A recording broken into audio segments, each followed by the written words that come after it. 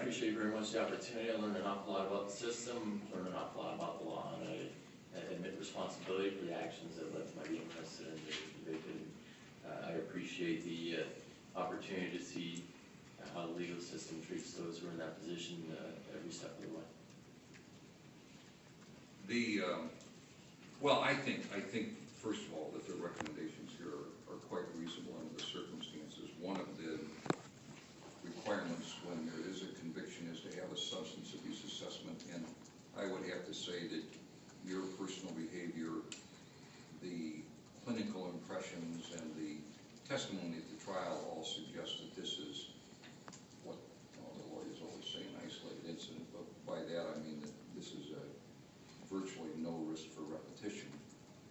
One of the insights that struck me, and honestly, people make these comments that there's substance abuse programming all the time, and I don't remember anybody else saying it. And it's a good insight, which is your own subjective measure of how much alcohol is impacting you is by no means necessarily anywhere near the reality. I mean, it's because there's some laws of physics, and if you're distracted or if you're paying attention to other things and all that kind of stuff, you can just not notice it. And it affects everybody differently. And I think that's a good insight, and I think that the training, how to guard against that in other ways is good. And the other thing, it's going to take me a minute to find this. I have the highway safety document, if that's what it is. That's not what I'm good. There was some very thoughtful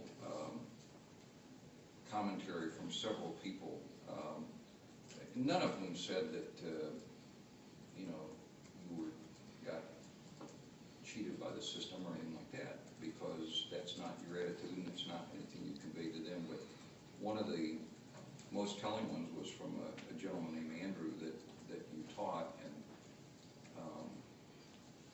I never have gotten anything like this, and I've been doing it 23 years, so it's fairly unique. And Andrew, as you know, but I guess I just want to say for the record, is somebody that you worked with as an at-risk teen,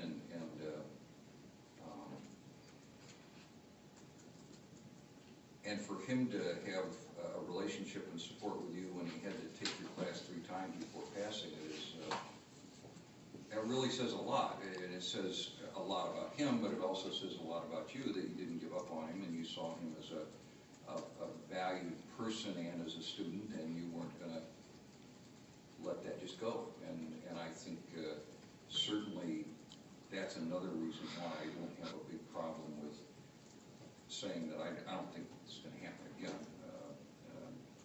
I'm not saying that there wasn't risk here, and you said it more eloquently in some of your statements than I have too. And so I'm very comfortable with the recommendations. I've never, again, had anybody with as many good ideas of how they're going to handle community service, and my guess is that you probably have done 40 hours many times over between the time of the incident now. So I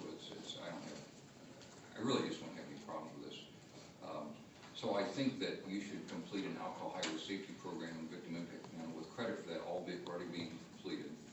I would order 40 hours of community service to be completed within 150 days and verify that to the court, or serve 10 days in jail. You may talk with them. I think maybe the simplest thing, Mr. Nichols, might be to pick time from the date of the jury trial onward, and my guess is you've got, as I said, a bunch of hours already, but it's what you do. It's clear to me. That's part of your way of living, and I applaud it. It's just to your credit.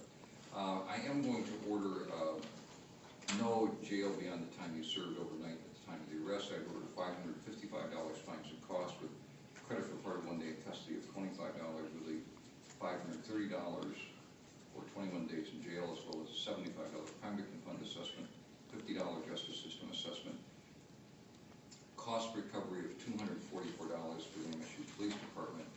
I do believe the file has in here the prosecutor OWI cost eligible conviction.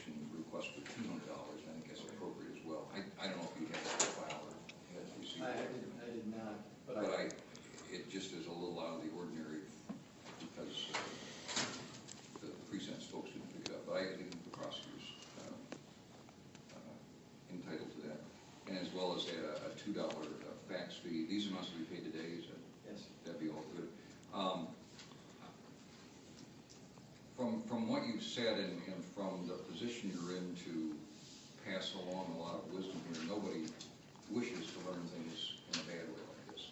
But the bad thing already happened, and what I think is positive here is that you're moving forward in positive directions, and certainly bring some insight, because this stuff the legislature keeps revisiting and revisiting and revisiting, and I'm not critical of it, because you never know, something that's a big problem like this isn't need to be more fine-tuned, but I just think, I mean, if I could say anything, if there were a way that people had a little more information about alcohol limits before they get going driving, it'd be better. And you know the problem with it is they're underage, and so everybody says, well, we can't tell them that or else they'll start drinking. Well, here we go. And so it just never goes out there. So that's my lobbying pitch, I guess. So, there is a right to seek leave to appeal within 21 days. There's a right to have an attorney, possibly have one appointed. You need to request one within 14 days. Anything else, Mr. Meeks? No. Okay, thanks very much. Thank you.